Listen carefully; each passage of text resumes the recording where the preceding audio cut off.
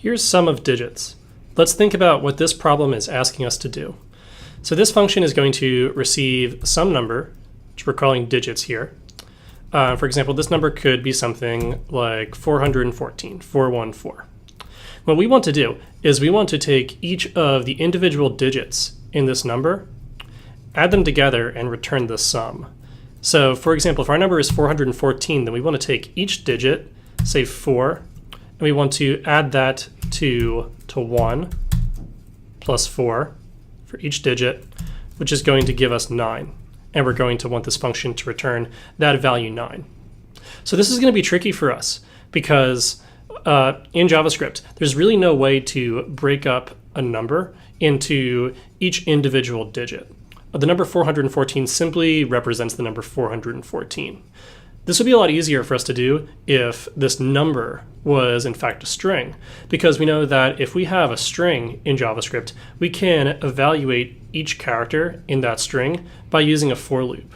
For example, if we have a variable, a string that contains a string called, let's say, dog, and we want to visit each character in this string, D, O, and G, we can use a for loop. We can say for var I for the index of the string, I equals 0, I is less than string.length, then I plus plus, and we can, let's log out string at index I. So now if we run this code, we're going to see what we get printed out to the console is each individual character, D, O, and G, for each index of the string dog.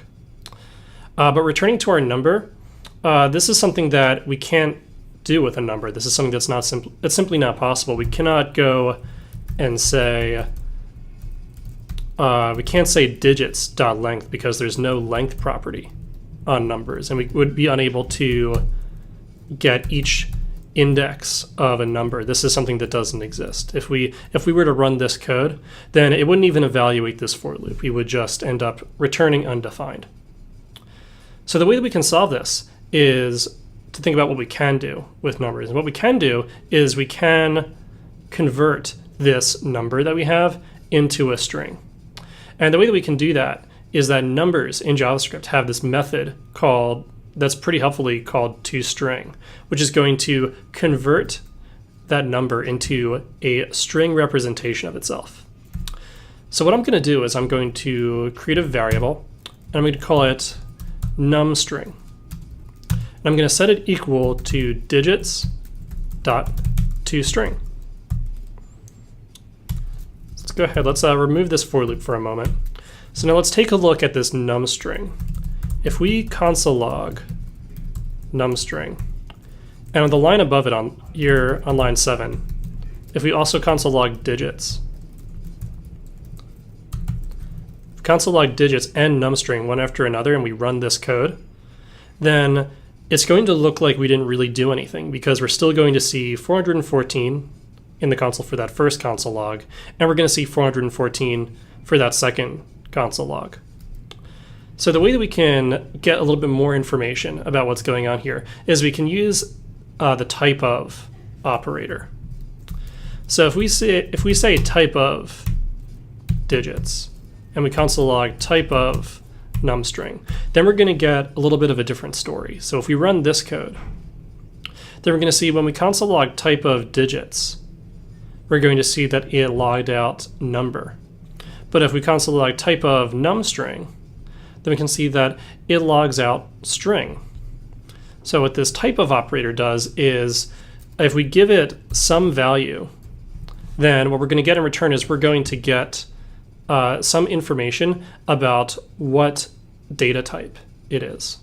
So even though when we log out digits and numString, they both look the same, they both just look like 414, in reality, one is a number, which is not going to be helpful to us right now, and one is going to be a string, which has things like a dot length property and can be accessed via each of its indices. So now this is going to be pretty helpful to us now.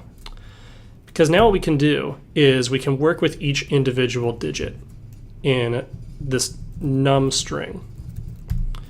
Let's take this away. Let's add our for loop back. Let's say for var I equals 0, I is less than numstring.length, I++. So now if we wanted to console log numstring of I, we run this code. Now we're going to see we have each individual digit, and we can deal with each of these on its own. We have 4, 1, and 4. So returning back to our task, what we want to do is we want to take each of these digits and we want to add them together. We want to find the sum of all of them. So on the surface, this seems like this should be pretty straightforward now, but we're going to run into a little bit of a surprise. So let's go ahead and let's try to solve this. I'm going to create another variable, which I'm going to call sum, and I'm going to start it at 0. And what we want to do is we want to take each individual digit.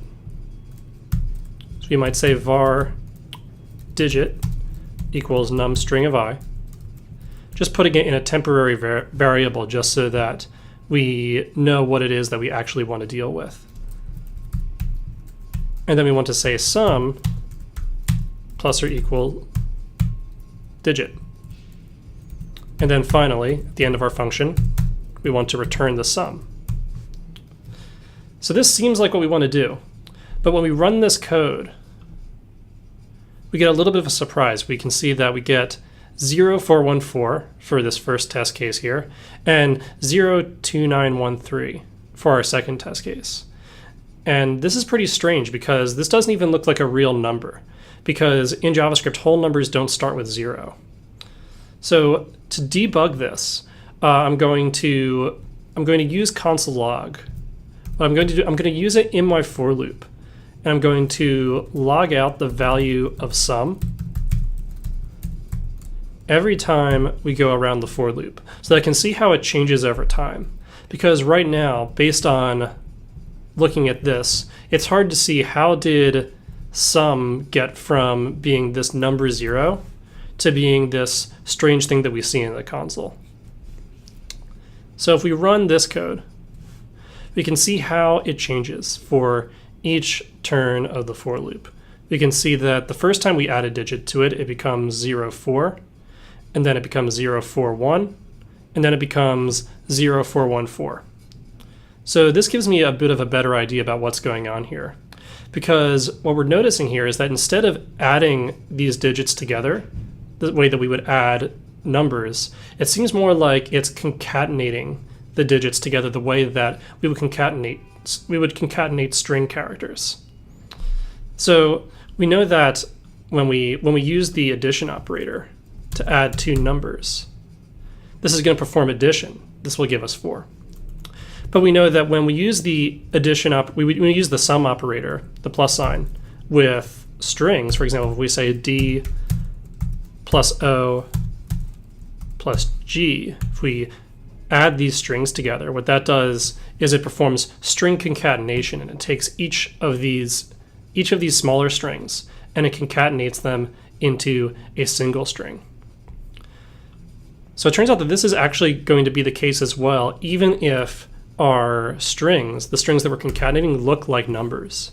So for example, if we were to say a string representation of 2 plus a string representation of 2, this is going to give us 22, because instead of adding them using math, it simply concatenates these two characters together. So if we look at the output that we're getting in our console here, then we can see that that seems to be what's happening. And a way that we can prove that is we can go back and we can use the type of operator again. So for each of these digits, if we log type of digit, then we're going to see that they're not actually numbers, they're strings. So that when we attempt to use the plus operator with them, it's going to perform string concatenation instead of mathematical addition. And this isn't what we want. We wanted digits to become a string so that we could loop over each digit. But now we actually want them to be numbers again, because we want to perform math. So we need some way to take each individual digit, which has now been transformed into a string, and transform it back into a number. So fortunately, there is a way that we can do this in JavaScript. What we can use is we can use a global function called parseInt. So parseInt is going to be a global function. That is, we don't call it on the string itself. It simply exists in the global scope, and we can call it anywhere. And it takes two arguments. It takes the string, which represents a number that we want to parse back into a real number. And it takes some base value, or a radix, which for us is going to be 10 because we humans like our numbers to use the base 10 numeral system. So now if we do this, and just for edification, let's console log parseInt digit 10 on the line above, just to see how it changes things.